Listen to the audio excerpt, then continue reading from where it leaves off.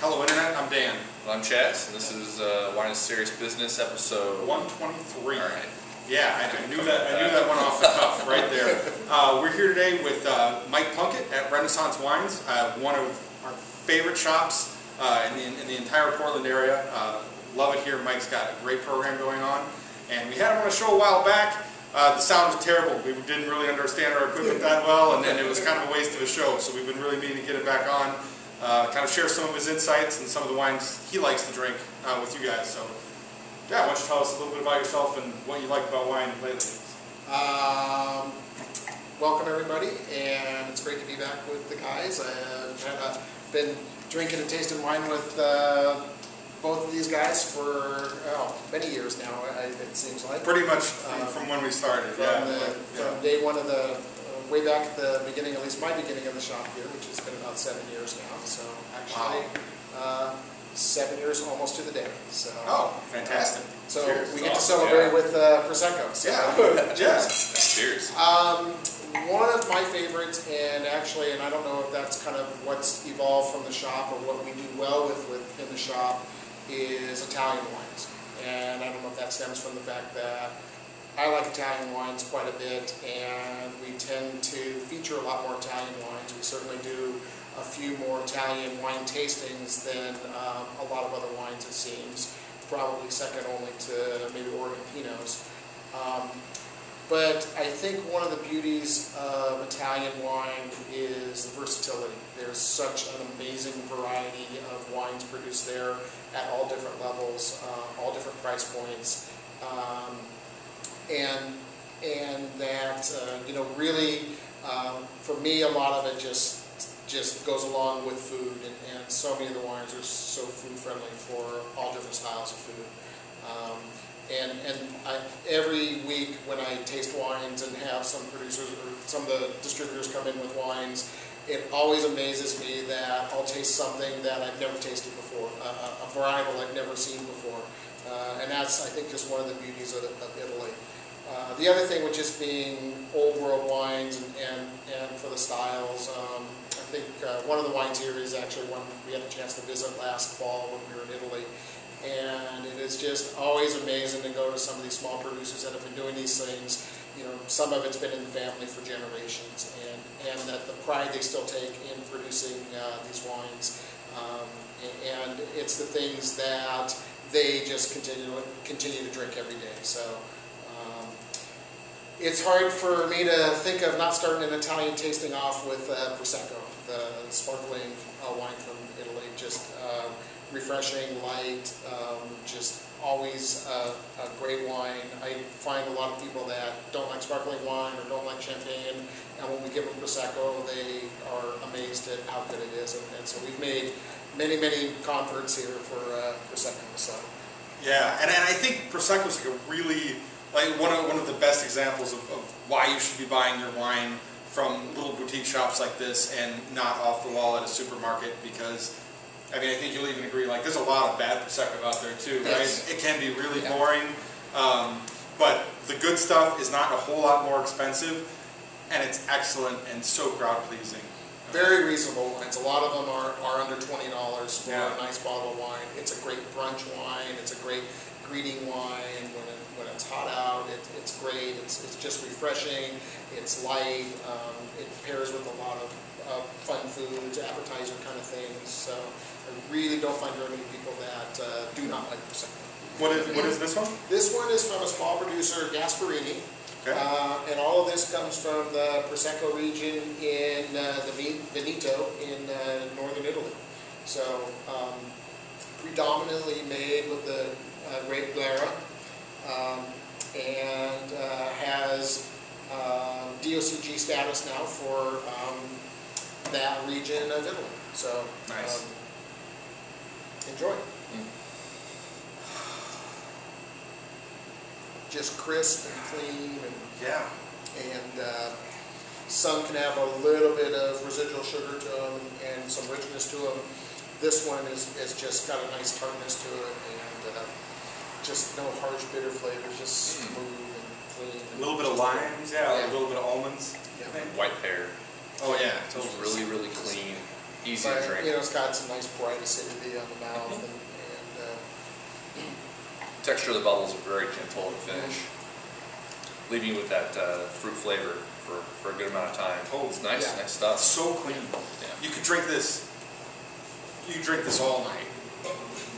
That's the trouble. 11%. That's it, yeah. 11%. You'd be wasted by That's the trouble. Very, very good. Yeah, typically a little lower alcohol too, so that's what makes it kind of nice and makes it refreshing. Right? Yeah, champagne can get up there sometimes. Yeah. Right? Is Prosecco the one that can also be have a lot of sugar in it too? It can't. They don't. What's a usually- Moscato? That's what I'm thinking of. Moscato's, All right. yeah. Yes.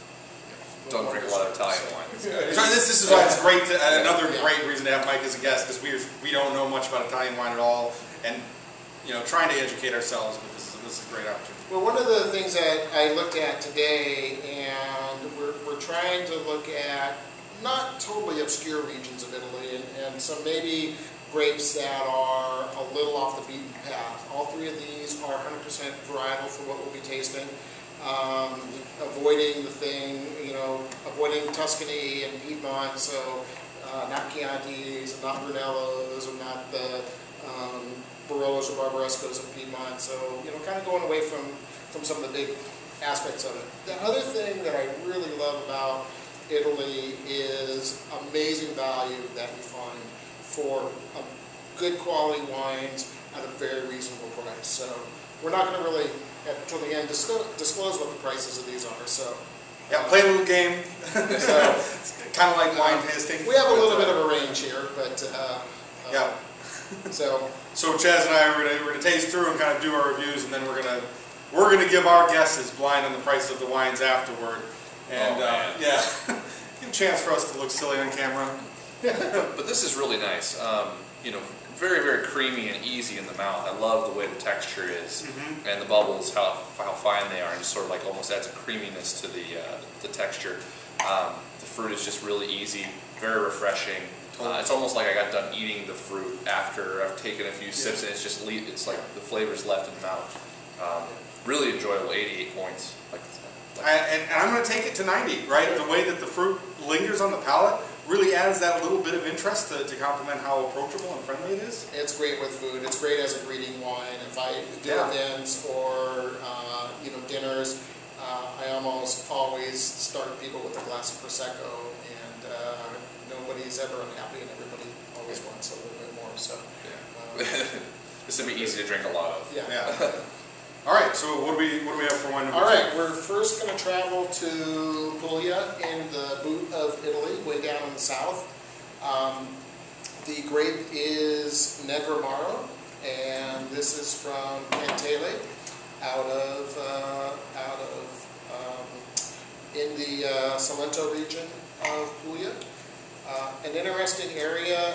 It's got a lot of coastal influence in this part because it's kind of a narrow part of the country. So either direction from the middle is into the coastal, but it's still a very hot region of Italy. And Negroamaro is one of the two very old varietals that are grown there, along with Primitivo. So it's a little bit richer, darker, heavier wine. So smells great, man. Like blackberries and cranberries. A very fresh nose. Yeah, but yeah, fresh too. It's all of these dark fruits, but without being too heavy, right? All a family-run operation. This was one of the ones that we did have the pleasure to visit and spend a day with, all the family is involved in the winery. And I'm not sure the case production. It's a pretty large case production for what they do, but typically the region has been more of not a reputation for top-end wines, and I believe if it's not the largest, it's one of the largest production for bottles come from Puglia. But it's just a lot of table wine. But this one, to me, it's got a lot of character. It's got it's pretty rich. It's got some nice depth to it. little bit of that kind of tobacco-y notes on the nose and on the palate combined with that fruit. So, you know, with food, it just sings with food. So yeah, I was leaning towards asphalt, but I think the dark tobacco is a lot more accurate. And I just love how there's that lively feeling to it, right? Like it's got all of these dark, heavy flavors, but just a feeling of lightness both on the nose and the palate. The acidity is killer on this. The structure is really nice on this. It's easy to drink too. It just really is. It's and I think that's the beauty of these style of wines. Is they're just easy to drink, and you know, they're quaffable, but there's just no off qualities about it. It's just pleasant. Yeah. There's a very pure feeling to it. Yeah. I mean, it's just pure, delicious fruit. A little bit of those tobacco notes for me, man. Like I just love the way the structure is on this. Like the tannins are sort of back there, just playing just a little bit. Man, just like the fruit and the acidity is full on. It's in a very good way. Like the acidity is balanced. It's not over the top like I get on some Italian wines. Where I really struggle with some of the value Italian wines is the acidity is just off the charts. It's over the fruit, right? Yeah. And this is just, it's just fresh and very well done. It's just balanced, yeah, right? Very balanced, like all the structural elements really are keeping it together. I like the, the cranberry flavors are giving a little bit of tartness. Yeah, real strong cranberry notes. Gives a little bit of that almost bitterness that comes with the cranberry. Just a little bit. But not the tannins, like not the. You're waiting for like a wrap or like a little bit of grip going on there, and there's just none. It just doesn't. It's super gentle, yeah. Now I like how I'm sort of expecting the grip, and it doesn't come. Yes. This is our lack of experience with Italian wines too. I think we're both thinking the Nebbiolo grape. We're just waiting for a little more punch. Waiting to sock in the face. The experiences with that are Brunello or Chianti's that are just you have that structure and you have that great character, but not ageable, not really ageable wines. Right. It's just these are made to drink for drinking. Yeah. And man, it delivers. It does deliver. Yeah, 89 for me. Same here. Really enjoy it. So do you want to take a shot at cost point for this, and we can do each one as we go? Do them one by one? Sure. We don't have to come back and think about it. I'm gonna say $18 would be my guess. I'm gonna say 15. Yeah, I'm very close to Dan. Based on being from a bigger region. These guys are good. Actually, it's $8.75. Very nice. That kills it for sub 10. Yeah. That's incredible. The way this is on the palate reminds me of what's the SP68? What is that wine? Frappato. The Frappato. Yeah. That Frappato, how gentle, like how the acidity is like full on there, and how fresh and how lively it feels. This sort of reminds me of that a little bit. And I like that about it. Well, I awesome think in that thing, it's that. Case price on that's below 7 or whatever it works out to be, and so that's less than what you pay for a glass of wine at most places. Totally, and it's just drinkable. And it's better than most of those glasses. Pizza or pasta or anything. Burgers, hot dogs. I mean, any of that kind of stuff. It's a great everyday wine. But not even hard to drink on its own, which is where I struggle with some Italian wines. Right? I would say the same. Like this is totally just delicious and fresh. I like it a lot. So. And this will be fine, put the top back on that, and it'll drink pretty much the same tomorrow. Which a lot of wines at that level you don't right get sort of collapse. Because there's not, the acidity stays bright on it, and the fruit stays bright on it. And I'm not sure if this one might all be done in stainless steel, if I remember correctly. So it doesn't lose any of that character where the fruit goes away. So that would make sense, man. And then I'm wondering too, at that price point, like why is this not on the glass pour list at half the places in the city, right? I'm sure one of my distributors would want to ask that same question. Okay, well, who knows? But that was great. I love this one. We drink this. This is one of my daily drinkers at home. Killer stuff. Yeah. So and like I said, it doesn't break the bank when you just want to just think of just opening something for the evening. Just go for it. Yes, go for it. All right, now we move to the Marche region in central part of Italy, also along the coast, a little further up on the Adriatic, and this is Montepulciano grape. Typically you see a lot from Montepulciano di Abruzzo. This is a, my glasses on to pronounce correctly, so it's a Rosso Canero, which is a DOC region in the Marche that can, and some of them will have a little bit of Sangiovese in it. This one happens to be 100% Montepulciano. They can have up to 20% Montepulciano to have the DOC designation on it. And again, similar style of wine, just made for a nice everyday drinking wine. I hear I'm getting a little bit of like asphalt and tobacco, whereas for my how I perceived flavors, it was like I was getting a lot more fresh flavors. This is getting a little more earthy. A little more that earthy. Yeah. So these wines for me tend to remind me Blacktop. a little bit more of Chianti and Sangiovese. It's got that similar style. It has a little more tannins to it usually. So Good feeling of depth to the nose too. I like that, like some cherry fruits along with some of those darker structural components. A handful of dried cranberries. oh, that's just delicious. I forgot that. I read through my notes before when I was fitting this, and I was like, okay, good. It tastes as good as I thought it did. So. Wow, yeah, there's some real evolution going on there too. It starts out like a little lighter, kind of a little more acidic fruits like the raspberries. Then the heavier structural elements come in, get a little bit of that dark tannins, and then I get this great evolution of cherry flavor, like you just bit into a fresh cherry along the sides of the palate later, which is really cool to experience. It has nice structure to it. The acidity on the side of it, not just really bright. And tannins have a sweet feel to them too, and very, very nice. Like sometimes I get a lot of abrasive tannins with Italian wines. Like these are just very, very. They're not gentle; they're very firm, but at the same time, the feel of them is very nice, very well done. That's delicious. Yeah, it's really good. Yeah, and the tannins just play with those cherry flavors like really well. Good sense of balance. The grip is very gentle. And similar style in a certain way. There's a lot of similarities, I think, with the wine, but different enough to where you drink it and you just know that it's got the earthiness. I think comes out a little bit stronger on it. So. It reminds me of characteristics I get, with stuff I'm a little more familiar with when I hear like whole cluster fermentation. Do you know if they do any of that?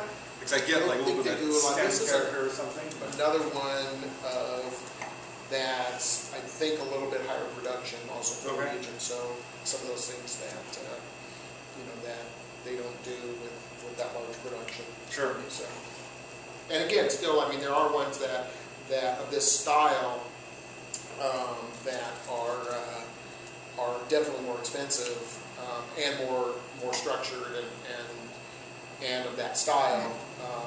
Also from parts of all these areas, they have very old vineyards, very old vines, and so they do make some really top end wines from there. So This is really quite good. Like this is really good wine.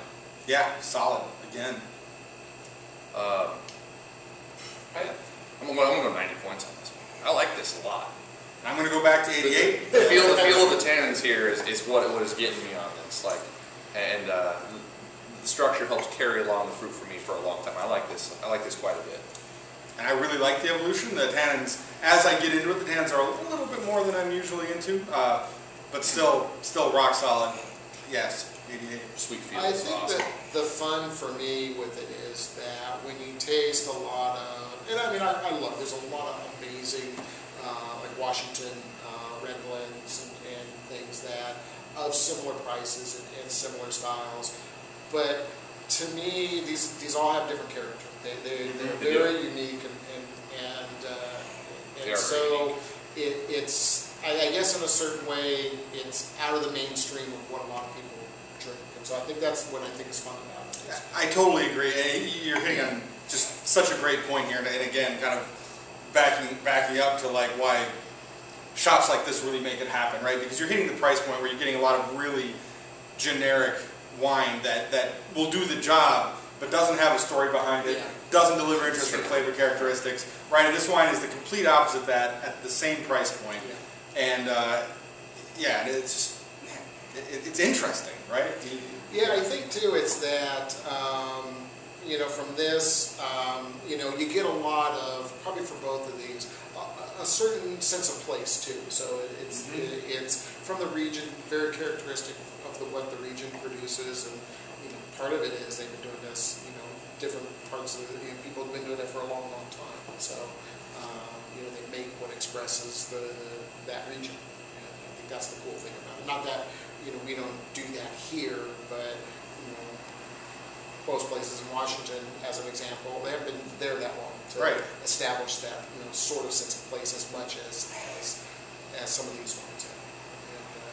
And I think that's the nice thing too, is that you can still, for great value from these places, taste some things that still fit within those price points that are great for everyday drinking wine, but give you still an amazing variety of things.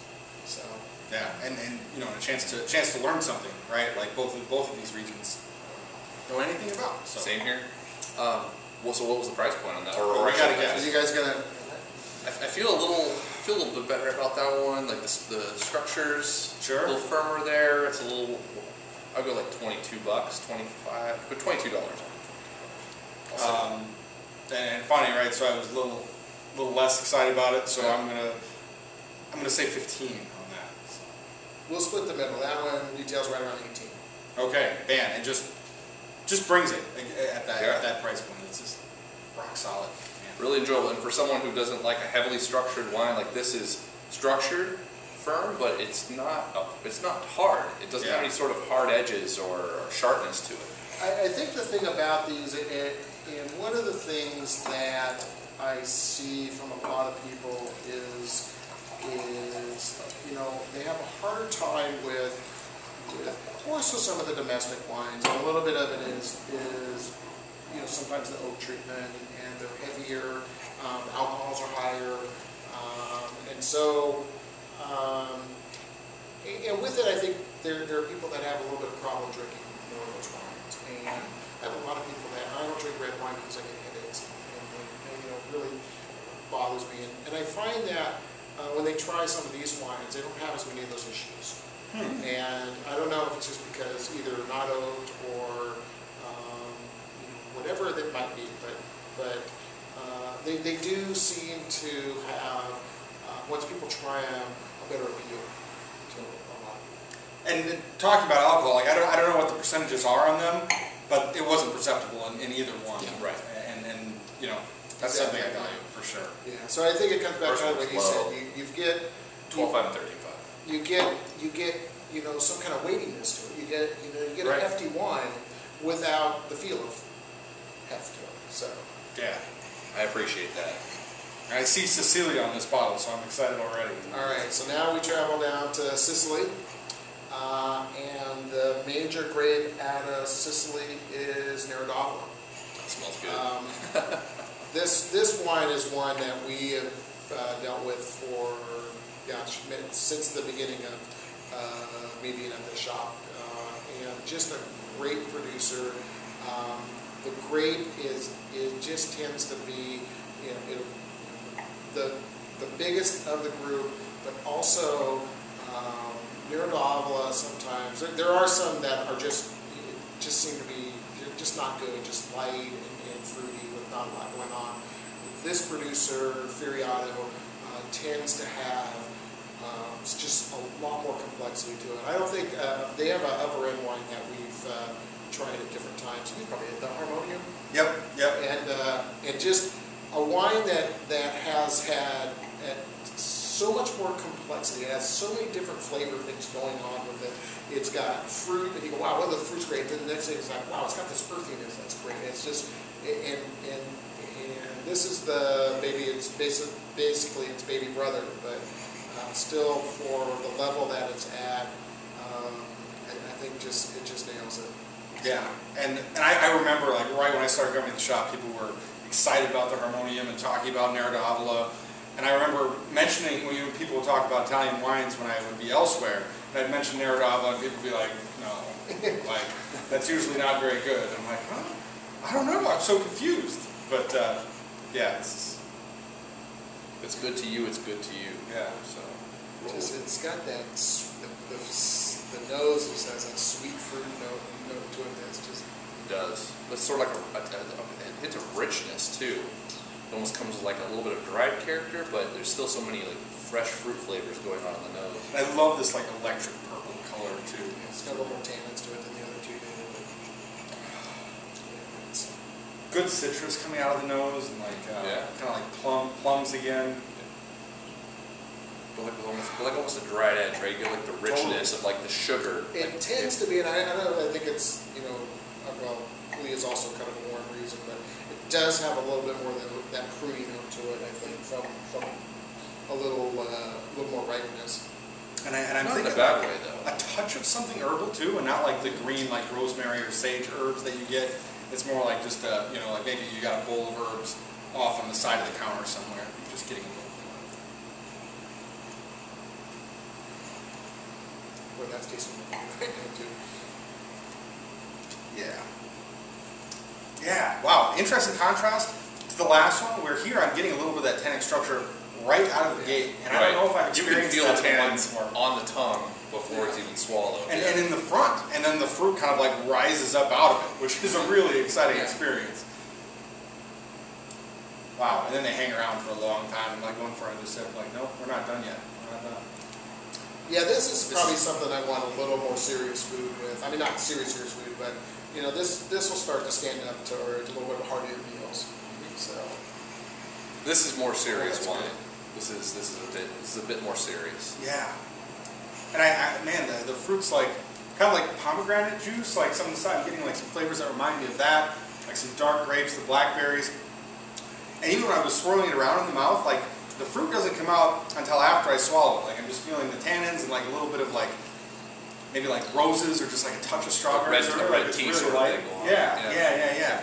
But then the fruit really comes out as the finish evolves. just has a little hint of the vanilla notes, I think, from the oak and a little on tail end, yeah. So touch of warmth coming through on this one too. this one's got a little more heat to it. Yeah. Yeah. Integrated. I don't know what the alcohol is. Integrated real well. 14, so yeah, boy. But still, like usually I'm pretty sensitive to that, and it's not bothering me at all. And these blackberry and like plum flavors, however, linger for a long time. I would totally agree. The way Dan described this wine is dead on. It's weird because the structure is like immediately evident, and the fruit sort of blooms out of it, right? And along with those flavors, like a big, heavily steeped red tea is sort of what the finish reminds me of. Really delicious, but definitely leaning more towards the things that I tend to, at least for my flavor palette, I don't have a problem with an Italian wine, but got some sharpness here. Yeah. The tannins are firmer. Yeah. They're definitely a little, they overtake the wine at certain points in it. So, for the way I don't know if that I'm a little less excited about and this. for me, most wine in general, but more so for the Italian wines, I don't really drink or think too much about it without the context of food. And so a big part of that starts to come down to, and I think sometimes of tasting those things, it's assessing it that way, but then put that with a nice piece of roasted pork or something like that, right, and how that changes those things, and then all of a sudden those things are the things that make you go, okay, that wine's amazing for that aspect of it. So. Like even pizza. This would be awesome. This pretty much goes. I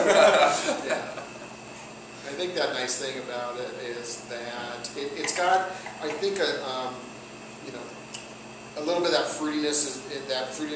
Is so strong that a little bit of spicy. If you have a little bit, spicy pepperoni on your pizza or something like that. It'll sing through that, and so. That sounds good. Even pair with the red sauce and pizza. Pair with the red sauce. Oh man, yeah. Or even spaghetti, right? Like this would be awesome. To me, nice, good Italian sausage or something like that.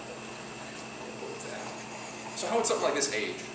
do you think? This one, I think, will age a little bit better. I've had the upper end one, the Harmonians, 10-year-old ones, and they do really well.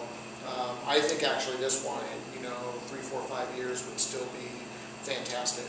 I think a little bit of that sharpness will melt off, the tannins will soften down a little bit. Right. It's got enough depth to it. It's got, I think there's everything fruit's going right on. enough, It's balanced, so I think, another 5 years and you'd be very happy still drinking that wine. So. Makes sense. I can see it. The more wine I have from Sicily, the more I really like the fruit profiles that come from there, and this is just building on that for me. I'm really digging it. Like, definitely the tannins are a little on the stronger side, but the evolution and the fruit is so exciting to me. 91 plus. I'm really digging it. There is evolution, there is complexity. For me, the sharpness of the tannins is just a little bit too much. I definitely like something a little more gentle, a little more integrated. But it is a balanced wine. It is, and it's undeniably well done. Like, you drink it, and it is, despite the notions that I have or the feelings that I have about it, it is a very well done wine. 88 plus. All right. I think I would like it with like a year or two of age on it. So, just to soften the edges just a little bit. So, yeah. Feeling good. Thanks for the thanks for right. thanks for the wines. Awesome. Price? What do you think you would pay for that? That's a little more serious. I'm gonna guess 28 to 30. Yeah, I'm gonna guess. Yeah, I'm gonna guess $32. Yeah. My distributor's going to love you because that one's 16. Seriously? Yeah. Wow. Good. Well, we like your distributors for bringing this cool stuff in. We sell a lot. We've done really well with that wine for a very long time. That's a very good wine at the price point. So, And let me say that too. At $30, I would be happy drinking this wine. So seriously, if you see it around on your local shelves, or if you live in the Portland area, send Mike an email. Take the Max out. He's right off the Orenco Max stop, and then check a bottle out because it's good stuff. It's cool stuff. Yeah. 4 awesome wines. Great guest. Wrapping the show up. You got any questions you'd like to ask? I've got a question. Right. So, 123 episodes. I know for me, one of the things of going through after so long of tasting wines is how I've changed. So my question would be, how have you guys changed? You guys have tasted a lot of wines in 123 episodes. And what has that gotten you? Where has that brought you? That's interesting, and we're going to echo this out to you guys too. That's so the question goes for you watching too.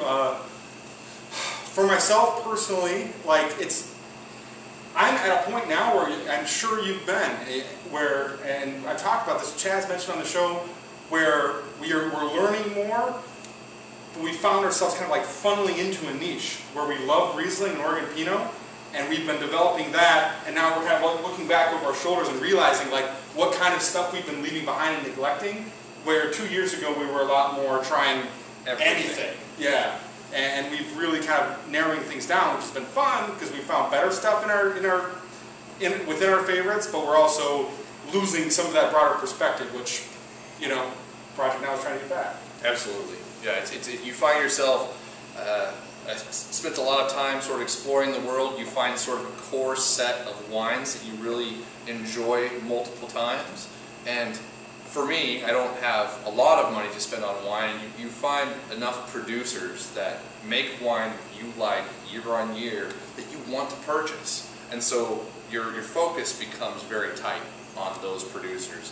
And it's difficult, like Dan was saying, it's difficult to we're looking over our backs going, oh goddamn, there is really good wine here. But And the thing that I'll add to that is just, I'm in a position to where I probably taste, on average, low end is 50 and upwards of 100 wines every week. I've done that almost exclusively for a few years now. And the thing is, I'm just amazed at every day. There is so much wine out there. There's a lot of not good wine. There's so much amazing wine. That's why I chose these 3 all of them under $20, barely, almost under $15, is that there is, and all different kinds of things from all over. And so, that's one of our goals, is to challenge people, is to step out of the box, try different things, get to know. When you watch this show, you get to see these guys drinking some stuff that, maybe you've never seen before. And, go to tastings, go to places, buy stuff, Totally. I'm also amazed, and I'll kind of put in, my soapbox thing real quick about it, and that is as the the wine world kind of changes with a lot of big producers, a lot of consolidation, and we were lucky to have a winemaker in last night from California that was talking about a couple of these big wineries that they make their wine in a big vat with grape juice that has powdered, it's concocted basically. Powdered oak is added, or oak extract is added. That's how you make those wines. So you've created this product that is mass produced, and obviously if you're watching this show, you probably have an interest beyond that, and it's to say is to go out there, because without that, these producers eventually won't be able to exist, and that's what we want to encourage is support these small producers, whether it's locally or around the world, and support the distributors that bring those wines in, because without that, slowly that will go away. And there's just too much interesting stuff out there. There's too much amazing stuff, and it doesn't have to be expensive. I think that's Totally. the thing about it. We've proved it right now. Proved it right now, yeah. Awesome job, guys. You guys do a great job. That's very cool. Thanks. Keep up the good work. Yeah, thanks for putting on great tastings to let people get that kind of exposure. So, yeah, thanks for watching, everybody. Right. Hope you enjoyed the show. See you Cheers. next week. Bye.